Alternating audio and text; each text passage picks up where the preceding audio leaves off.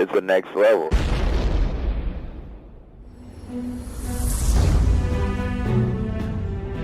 I believe some folks on this train forget just how generous and wonderful a man Mr. Wilford actually is. Not me. I could never forget. It's Wilford who runs our sacred engine. It's Wilford who has his finger on our pulse, who knows exactly what we need, how much food and water, how much heat and space, how much discipline. It's Wilford who saved us from the bitter cold. He's the only reason we're alive. Yet somehow, on this train we all call home, there are passengers who see fit to challenge him. Passengers who think they know better. Passengers who take for granted this great miracle that he's given us.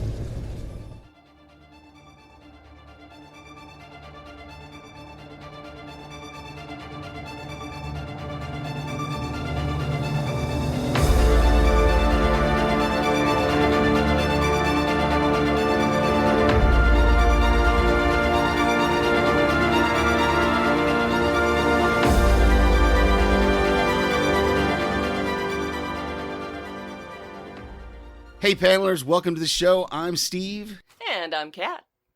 It is our 99th episode, Kat. I am so excited to have you with us. Mark is taking a little bit of a break, and so I am joined by the lovely and wonderful Kat. We've heard her voice a few times, we've heard her feedback, but now we have her live in person on the Panels to Pixels podcast covering Snowpiercer Season 1, Episode 8. So tell me, Kat, what were your initial thoughts about this episode?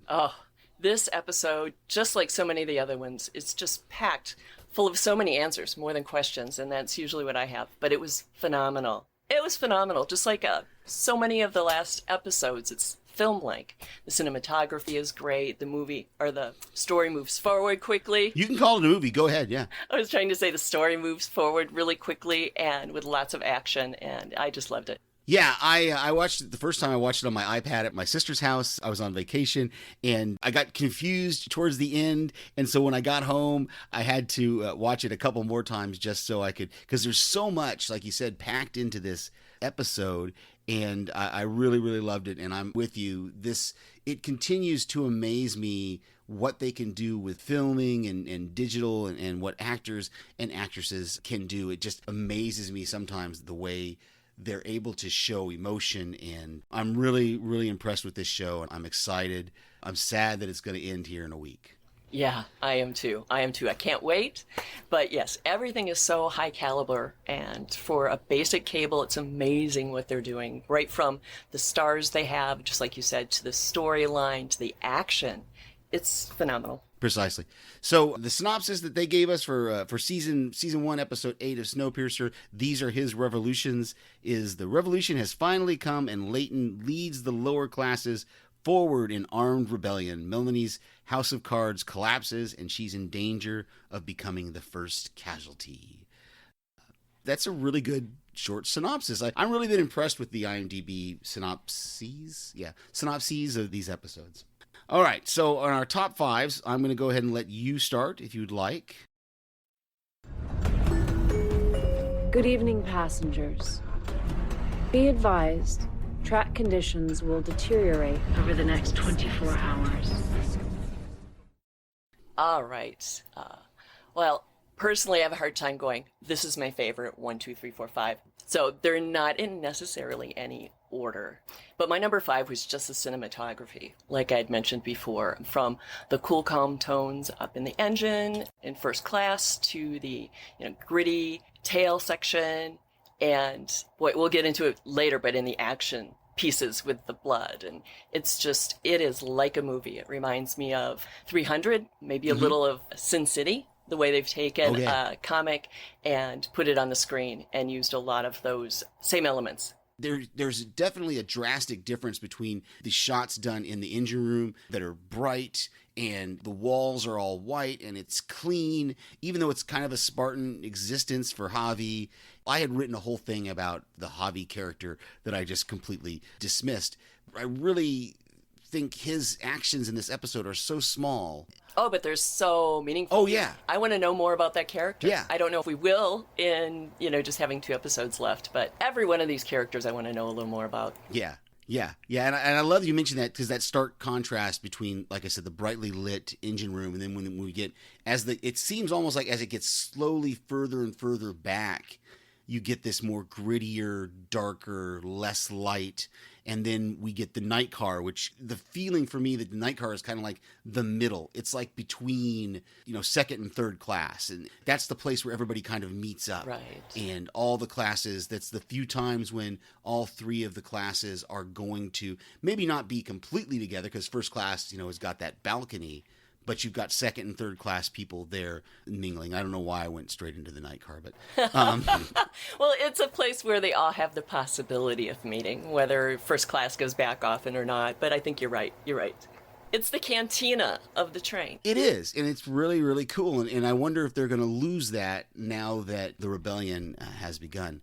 My number 5 is just kind of the character of Ruth. I've been really impressed with Allison Wright and the way she's been playing this character is just amazing. I think we see the loss of faith, that she has this very deep, deep faith in Mr. Wilford.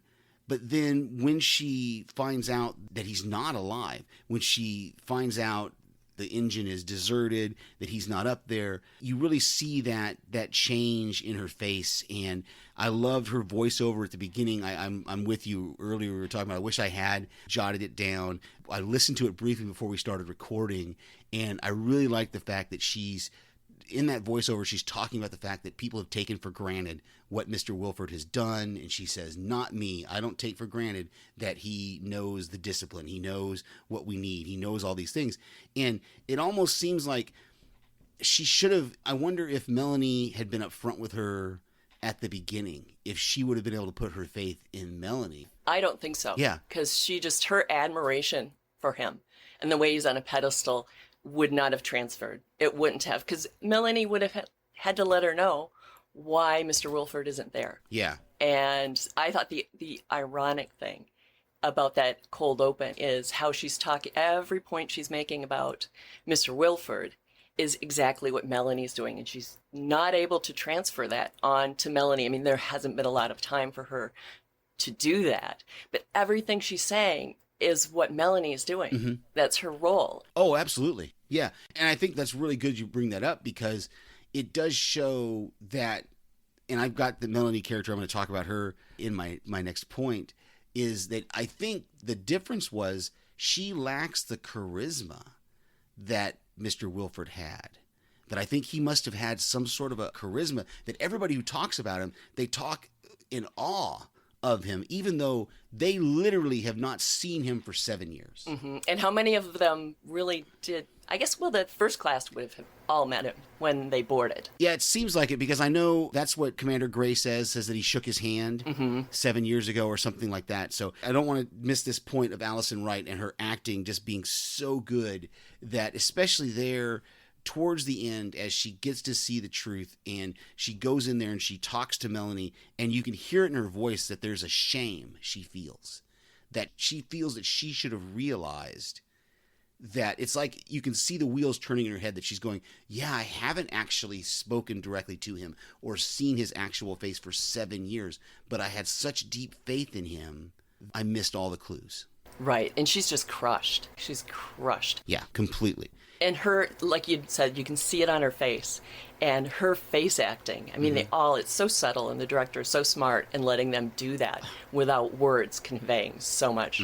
You know, when she's talking to Commander Gray, that shift in the tone in her voice. Exactly. She gets that steely resolve. Exactly. Cold as ice. All right, so what is your next point? We started on it. It's that subtle and powerful face acting that the character of Ruth has, and that actress is doing wonderful. I remember her in The Americans, and it's a very different role. Some similarities, but her face acting through that discovery, through talking to Melanie also has some great... Jennifer Connelly. The way she can just... Yes, she's amazing. So many of these actors are. But those subtle shifts in her face, too, and how she keeps that composure. And you can almost see a split second of a beat where she has to keep the composure and play through her role till she loses it. Yeah, exactly. And I love that you bring that up about Jennifer Connelly, about her acting ability as well, because we see her, especially in that scene where she walks in and she starts to try to defend herself, and Ruth says, no, don't even talk. And then Ruth says her thing, and then she lets Melanie have her talk. And I loved how the episode, at least for me, the last time watching it, it really brought me through all the emotions with the Melanie character. I started to sympathize with her finding out about her daughter. And we should have known that her daughter didn't make it on the train because all we saw was pictures of her. Right. But it hadn't occurred to me until it was actually spoken that she said, oh, my daughter didn't make it to the train. And so we start to sympathize with her, and then we hear her give that confession to Ruth where she says all Wilford wanted to do was party and drink and have sex in the night car, and that was all he was going to do, just party with his friends, and we wouldn't have survived one revolution. And then she reveals that she left him on the platform. He didn't even get on the train. Yeah. And so suddenly we start to go, oh, yeah, this is the woman who froze Josie. I lost my liking of her for a second because I was just like, okay, now I'm not going to sympathize with her. But then at the same time, you go through this whole gambit of emotions with her, and Jennifer Connelly played it so well that it just really had me going back and forth to where I'm still not convinced where am I at with this character. Is she good? Is she bad? Is she, what is it, a pragmatist that is, or a realist? What is she? I want to kind of know, where does she fall in this spectrum? Is she going to be able to deal with the fallout of the whole train figuring out that Mr. Wilford's not alive? I think she's really smart. I mean, she's an engineer, but she's really smart. She's had to be rather ruthless to keep the train rolling, whether it was keeping it mechanically rolling or socially rolling. She's just done what's needed.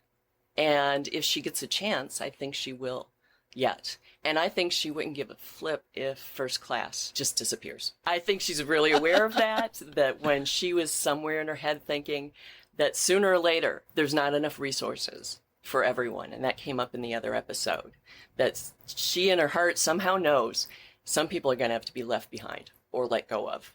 And she is all in for letting first class just have their final party and be done. Absolutely, absolutely. So what is your next point? My next point goes along with that is the strong, smart female characters in this, in the whole drama. But even in this episode, we have Ruth, like you'd mentioned, we have Melanie, we have Till becoming a stronger character in there, and she's great. Yeah, and Bess Till, I was so impressed with her the more I watched this episode, and just the realizing when you go back to that second episode or whenever it was, when Leighton recognized that she was a cop, that you were a cop. And even though he knows, she was just a rookie or she was 1 year on the job, he knows that at her heart, that's what she is. She's a good cop and she's going to stay that way no matter what. And I loved that, especially loved that scene when she's confronted by the brakeman and Roche and Osweiler say something to her about being with the Tailies, and she's like, I chose a side. I just loved that line, I chose a side. Right. That conversation she has with Jinju, that she seems that she's losing Jinju in this, and what happened to her? We haven't seen her. Well, and that's even with the well-written, strong female characters. She says, I chose a side. She's not apologetic. This is what you need to do. You choose a side because it's going to happen. Exactly. And then when she talks to the lead brakeman, Roche, and mentions his family, and he even, you can see when he chooses a side, I'm going to have to go back and tell my wife. Yeah. That there is no Mr. Wilford, and then he says, step aside. And they all get to make their own choice, but I will bet you every single one of them makes the same choice Till and Roche did. Well, except for Osweiler. Who knows what he's going to do? Yeah, Osweiler and Pike. Those are the two wild cards here. Oh, my God. My next point is, we talked a little bit about it, we said we were going to talk about it, is just the fighting between the jackboots and the tailies. I love that spike throwing machine that they had down there in the tunnels, and I just loved that Till there, she's handing out the weapons to all the different fighters, and Leighton saying, you'll be fine, telling the one woman, I think it's Astrid is her name, the one that Josie kept switching places with on the sanitation crew. And I got confused when I first watched this episode. I was like, wait, is that Josie? I thought she died. But then I realized, oh no, it's a whole different, it's this other character. But she's really kind of taken over that role. And I love that we think there's a victory there, and then the smoke grenades get thrown in. I love the homage to Seven with the guard's head being in a box. And I just, when I saw that the last time and he opened up that box, I was like, oh, it's Seven. But we're actually seeing the head this time. And I just love that whole close quarters fighting they were going on there I think they were in the night car for most of that battle, and it was so tight, and just the way the camera shot when they had that shot going down, and you just see all the different bodies, and you see people getting their hands chopped off. And that was Astrid, wasn't it? I think it was. I think I had that in my notes, that it looked like she was the one that got her hand chopped off. And poor Susan's son, when Leighton is looking at him, giving him that like attaboy look, and he just gets skewered right through the middle. Oh. That broke my heart when they think they have the victory and then it's just snatched out of there. That was crushing. Yeah, definitely. When those grenades came in and the gas started, and I was just like, what is going to happen? And then the next scene is they're basically talking about the lines kind of stabilizing, and Leighton says, we got to keep pushing forward, and you hear Gray say, well, we've got to defend. I loved those final images we have of Commander Gray and Leighton. Both of them are still just covered in blood. They've not stopped to clean up or anything, and they're going to keep fighting. And it's like these two generals, and now we've got to find out, what are the Brakemen going to do? Because they haven't been involved in this fight yet. I think they're going to become part of the one train. I love that. I loved that speech. I got goosebumps when I heard Leighton's speech, and I had this later in my notes. I was comparing it kind of to the Independence Day speech from the movie Independence Day, when the person in the tail of one guy says, one tail, and Leighton goes, no, it's one train. Oh, I'm getting goosebumps now just talking about it, because I thought it was just so cool when they changed that chant from one tail to one train. Yes. And it's beautiful the way, I mean, the tailies, of course, are all going to have different feelings at different times, but they're so willing to go, okay, yeah, we're all in this together. Yeah. We've talked about a lot. What else have you got there that we haven't talked about yet? That would have been my number 2 that you're just talking about, was the coming together of the tailies and the third, the factions, even the brakemen, entertainment, general population. They're all coming together. We're going to see that in the next 2 episodes, I think. Even the men being unfrozen from the drawers.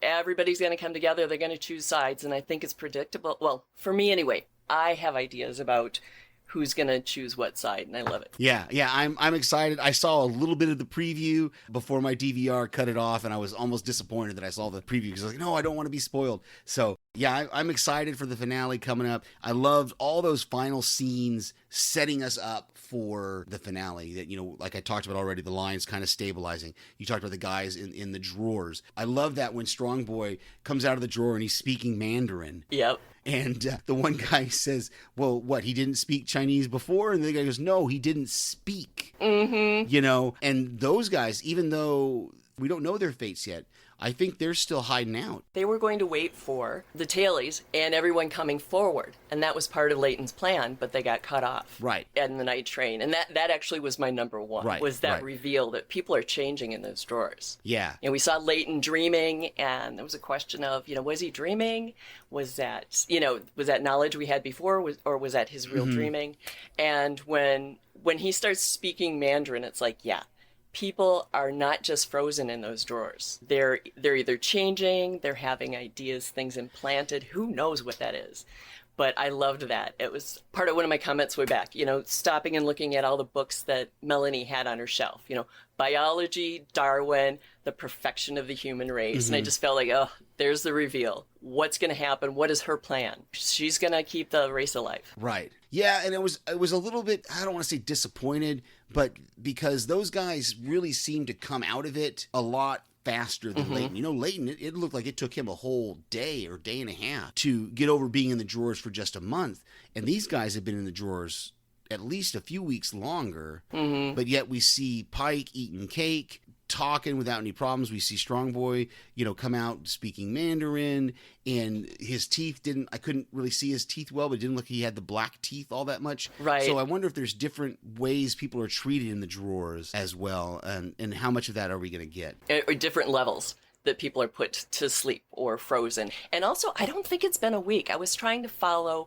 This is the first time we didn't have like the good morning message from Melanie or anyone, because you always said what day it was from departure. Right. And the other departures, I believe, were like 2 or 3 days. Not long had passed. When Leighton comes out of the drawer, there's a comment because Zara is so far along in her pregnancy. There's a comment that he was that he was missing for a month.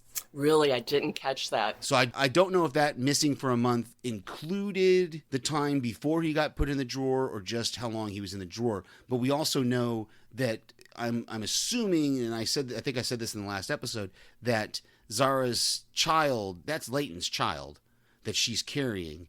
And so it would fit if it's been about 6 weeks or so since they had sex in the night car. 6 or 7. I don't know pregnancy. I don't know how long it takes for a woman to. Well, and I'm a timeline person, so I'm going to have to go back and look at that, because my reaction at that point was, unless there's a special, like, quick pregnancy test on there, which, scarce resources. Right. I don't know how she would know she was pregnant that fast, but I was thinking it was a matter of days. Yeah, and I don't think so. So I'm a timeline person. I have to go back and look at that. Yeah, I don't think so. I'm 99% sure I remember them saying that he's been missing for a month. That makes a whole lot more sense, Steve. Yeah.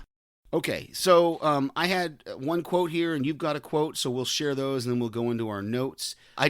We were already talking about it, but where Ruth was talking to Nolan, and she says, "You've shaken his hand," talking about Mr. Woodford, and Nolan says, "Not since departure, I haven't." It made me realize that it's been 7 years since these people have actually seen Mr. Wilford. So right, and that, like you said, the devotion. They have him on a pedestal, almost cult-like, especially first class, the first section. The rest, I think, are just trying to survive. But they all have the little W symbol or signal that they do. They do it in first a lot. I've seen it in second, also in third, I think. Yeah. But you better believe the tailies are not doing that. Yeah, it's a religion, that's for sure. And what was your quote there? Oh, it was about revolution, because it comes up in Ruth's first monologue, the name of the episode. But when Melanie is in the engine speaking to Miles, and they're talking about the revolutions, we'll be in Chicago in a day and a half, and he mentions the revolution time frame. She says, "We lose a little each revolution, so it's up to us to reverse that." And I thought, yeah, that is not just about the time it takes to make that revolution. Right. We lose a little each revolution. There have been revolutions before. Yeah. And she's trying to reverse everything they've lost, or, keeping the peace. So I loved that quote. Yeah, exactly. That's a good poll there. And I did not put that together because they did say that there was a revolt. There's been like 3 or 4 revolts in the last 7 years. So we know that this has happened before, where they've tried to take over the train and been unsuccessful. Mm-hmm. Mm-hmm. Well, and that was part of the plan, or what we started out with the first episode, where Susan was punished because they were working on another revolution. But I think that's foreshadowing for what's going to happen in the next 2 episodes too. The revolutions. Yeah. Obviously. Absolutely. So we've got a couple of notes, or a few notes here that we haven't already discussed. One of mine is real quick that we hadn't. I didn't realize, and I don't know why I didn't realize it before this episode. I didn't realize that the jackboots and the brakemen are 2 different groups. Sure. Like, it's kind of like the military and the police. Exactly. It didn't, when they kept saying jackboots, I thought that was like a slur for the brakemen. I thought that was like a bad word for brakemen or something along those lines. I didn't realize that the jackboots were an actual other group. Yeah, and isn't it a term used in World War II? I know they talked about, like, fascism and Nazis, jackbooted Nazis, mm-hmm. and things like that. So I'm sure that's what the connotation is supposed to be. There is that kind of militaristic kind of attitude. It makes me wonder who named him that. Did Melanie name him that? Was that Wilford's name for him? Commander Gray probably came up with that on his own. Who knows? That could be, but why would you call your team the jackboots? That just seems I don't know. If you're a fascist, it makes sense. I guess. Oh, we already talked about Leighton's notes, the brakeman standing aside. It seems that they put this plan together really quickly, and it was pretty, maybe not elaborate, but there was a lot of moving parts to this plan that I think really came together quickly. Like they had the electrical guys, Taylor hooking up with the electrical person to get rid of the communication. Lights, the woman who sets up the viewing of outside, even though it was upside down, to kind of bring up everyone's spirits. Right, exactly. And then you had the guys in the tunnels. That was a whole nother section of the plan, the guys in the tunnels. And you had and they talked about having different areas to defend. In fact, that's what the one guy who sacrificed himself tells them. You go to the next barrier, take the weapon with you, I'll slow them down here. Yeah, that was Big John. Yeah. Oh. That was part of my note in there too, was, all of the casualties, the people sacrificing themselves. Susan's son. Now, her daughter's going to be all alone, the little silent girl in the tail. And like I had mentioned, that just was crushing, heartbreaking to watch him go. And, we had Little John and poor Astrid's hand. And then last week, of course, everybody, knows about Josie. That was a big sacrifice. She froze her own hand so she could... That's crazy. Yeah, we were talking about, or I was talking with somebody about the fact, I think it might have been my nephew. By the way, thank you to my nephew. He's been sending in feedback. It was really cool to hear his feedback read by Mark on the last couple episodes ago. All right, so we did get some other feedback here as well. We got some feedback from Alex. Alex says, OMG, what an amazing episode from start to finish. It was a battle of the bastards on a train. I got that same feeling of anxiety and lack of breath. I love how they had so many storylines working at once. This show is never afraid of moving the story along. It's not scared to reveal anything at any time. The secret of Mr. Wilford, I really thought, would have taken longer, but instead they ripped the curtain right off. Melanie is such a complex character. You said it, Alex. You're not sure if it's about her, the train, or something else. I really believe she loves the train like she loves her own daughter. The play with Miles was a good move on face value, but she had to know it would backfire in some way. The kids were too smart and loyal to the tail. How can you not love the brakemen? They are the lower class of security. Mike O'Malley has done a great job of being the head. He's smart and knows they will have to clean up the pieces after all is said and done. Osweiler is such a rat. He reminds me of Ike Clanton from the movie Tombstone. Big talk, but runs at a moment's notice. 2 words, spear launcher. How can you love that, not to mention it's on a moving train? Hello. Lastly, First Class thinks they can be in charge. The conversation between Melanie and Ruth was heartbreaking. Stephen Ogg as Pike cannot be more slimy. I'm still not over him on The Walking Dead. The penultimate episode was great. Yes, can't wait for next week's 2-hour ending. Thank you so much, Alex. Yeah, some great points in there about just the spear launcher. I love the Tombstone reference and just all the stuff. So thank you very much for that, Alex. Right, and how could we not bring up Pike before this? Yeah. I mean, I briefly said something about him, but we didn't really go into too deep of just his hatred. We didn't even get an inkling, I don't think, of his hatred of Leighton earlier in the series. Part of me is wondering if it's going to end up being a put on, that he's not really like that, but at the same time, I kind of hope he is. Yeah, I don't know about hatred, but certainly you could see the dislike, and I hadn't thought about that. If it's a double cross, that would be amazing. But how is Stephen Ogg wonderful at this character? Oh, he's so good. He's so good. He does so much with just a few lines, but maybe it's because we love him in another show and knew him well from there. So. There is that, and Westworld. He does a great job. He did a great job in Westworld as well. Oh, and that just a crazy stray thought. Was talking about this with actually Daphne and Mark last week about Benton in the front car. Mm-hmm. He is from Westworld also. Oh, wow. He was Maeve's counterpart. I called him the cowboy. No, he wasn't the main cowboy. But he was Maeve's partner in crime in that. I didn't catch that. Yeah, I love picking out all these actors that have been in other things. including one that popped up in Very, First very Class cool. from a Yeah. lot of other science fiction. So I'm interested to see if he has a little bigger role. So then we also got some feedback from Paik, our good friend Paik. He says, "What an incredible episode. Everything is really coming to a head for the season finale event. I loved the way Melanie's entire world crumbled around her. She has been trying to do her best, but it has fallen apart. LJ was a risky chess piece, and I still really worry about Miles in this situation. I love that kid, and I'd hate for anything to happen to him. He is crucial. The revolution begins, and wow, is it bloody. Those metal spears being launched were insane, and that nightclub battle was intense. My only complaint is that I don't quite buy Pike selling out so easily. He doesn't get along with Leighton, I understand, but to turn on his entire tail to help the jackboots seems a little hard to believe. I hope he has a little something more up his sleeve." Yeah, and we were just talking about that, about the possibility of a double cross. I love, we didn't talk much about Miles either.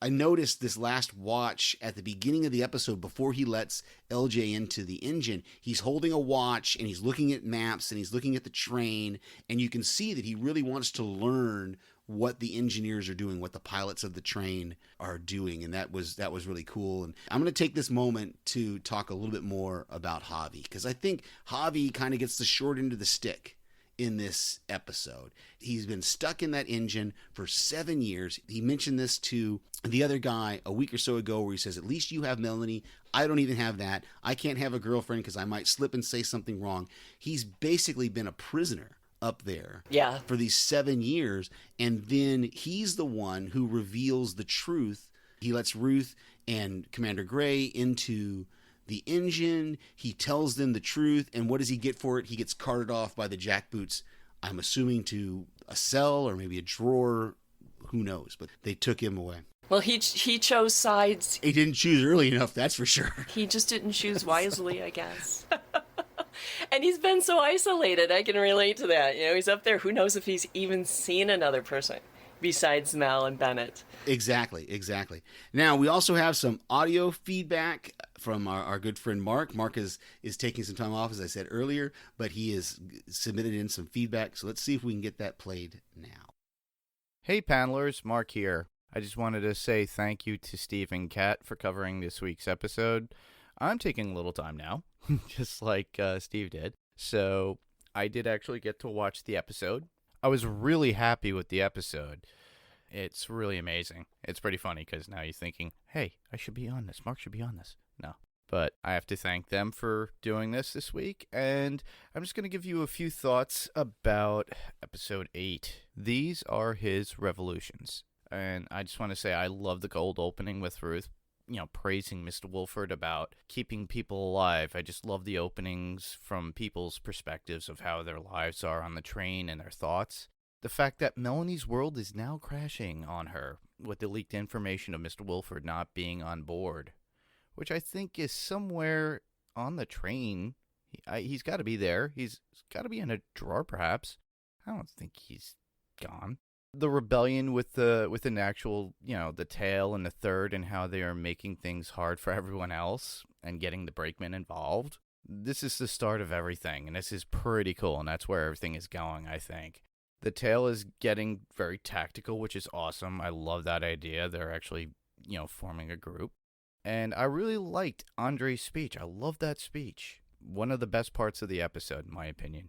I was a little annoyed that the engineer told Ruth that Wolford was dead, and I really don't think he is. So yeah, that was the only drawback to it. I'm like, come on, he's not dead.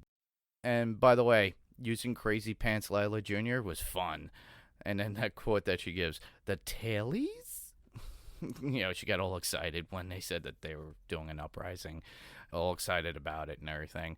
Plus, when she was brought into the front of the train at the very beginning to see what it looked like. And I think she might be some trouble in the near future in some degree with what's going on with this whole rebellion.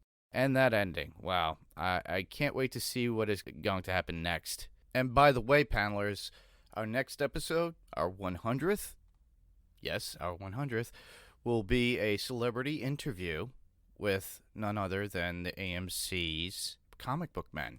We're going to have Michael Zapchik and Ming Chen on the actual podcast, as well as a video version that will go onto YouTube.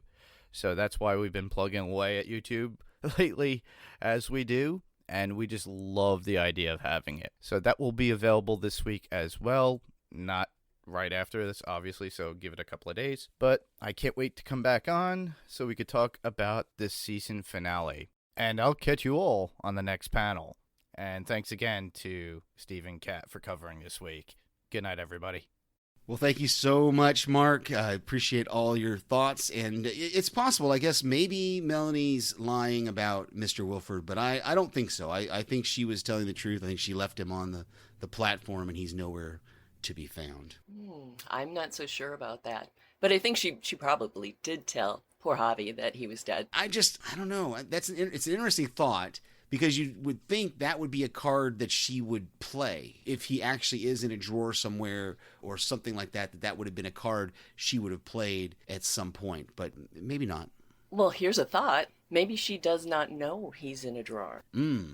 Oh, okay. That could happen. She might think she left him there and there's some faction or group that stuck him in there, because I don't think that Melanie has done all of this alone. Okay. Possibly. I think with Jinju knows something. The two of them have partnered on something, because even when she's talking to Till, she says, "Don't make me choose between you and the train." Interesting. Yeah, okay. All right. Their allegiance is to the train, and I think that means survival. Okay. All right. Well, we'll see some more next week, I guess. Yeah. Any more comments about the episode as a whole, just overall, or? No, I think we have covered everything except that little light bulb that just went on. I think that might happen. It'll be great. It'll be great to find out. Interesting. So you had something to add for Comic Talk that I didn't even know about. Oh, yes. I always loved the movie. I'm loving this series more than I can say. So I've gotten really interested, and we know that it was based on a French graphic novel, and I believe it was from 1982 or 84. And there was a prequel that came out. The first one was Extinction, and it covers the first 3 months prior to Extinction event. The next one is coming out in August, and it's prequel part 2, Apocalypse. And it covers days following the Extinction event. Very cool. I know that I have pre-ordered the 3-book Amazon boxed set of the original graphic novels, so those are not going to be released, I think, until like September is what Amazon said, or October. Yeah, September 23rd or 22nd, I think. And I've got the first prequel on order, and then pre-order on the second one, because I love this story, and I got to find out. Yeah. Got to find out how all this happened to begin with. Once the season 1 ends, I'm going to go back and rewatch the movie. I know it's different, but there's some things that my nephew was talking about that are in the movie that I had totally forgot. I had totally forgot that the drawers are in the movie. So, yeah, I totally blocked that out, because all I watched was the fighting in the movie. So, all right. Well, got some podcast recommendations. I just one quick one. The We Have to Go Back Lost Revisited podcast. It's a joint podcast between this network, the Next Level Podcast Network, and Podcastica. Ben and Kristen are rewatching Lost, and they are back chugging at it every week. I missed a couple of weeks of sending feedback in, so I've got to get back on that train, pun intended. They'll be lost without your feedback, Steve. I know. I felt bad. Listeners are going to be worried about what happened to Steve. Yeah, I got messages. People are asking me about Cobra Kai on House Podcasting as well. Hey, when are you coming back? All right, I'll get to it. Just give me a chance, guys. People will be relieved to know Steve is alive and well and doing okay. So to submit feedback to our podcast, obviously you can find us on any of your podcast player of choice. I'm not even going to try to name them all, because there's bunches of them out there. If there's an opportunity to give us a review, please give us a 5-star review out there. We have a website. It is panelstopixelspodcast.com. Our Facebook page is the best place to interact with us, and that's facebook.com/panelstopixels. You can email us, just like Alex did, at panelstopixels1@gmail.com. That's panelstopixels1. The TO is spelled out right there in the middle, and the number 1 @gmail.com. You can also leave us an old school voicemail at 845-350-2095. That's 845-350-2095. Or you can email us like Mark did, like other people do. Email us a audio clip of yourself, and we will play that on the podcast. We also are on YouTube, as Mark mentioned. Our 100th episode especially will be a video on YouTube, and you can find us at Panels to Pixels Podcast. Go out there, give us a thumbs up, subscribe to us, and check us out. I am excited for this 100th episode. That is quite a milestone. We've been doing this for 2 years, and it just gets better and better. We keep finding new things to review. We keep finding new friends to jump on the podcast with us, or old friends, I guess. Speak for yourself, man. Oh, no, it's exciting. You guys have done a wonderful job, and wow, 100 episodes. So I get a sneak peek at that interview, too, you guys. It's wonderful. It's really fun. Yes, I fanboyed. I'll admit I got a little fanboy excited during it. So that's all for tonight. Thanks, everybody, for listening. I'm Steve. And I'm Kat. And this was Panels to Pixels, and we will catch you on the next panel. Good night. Good night.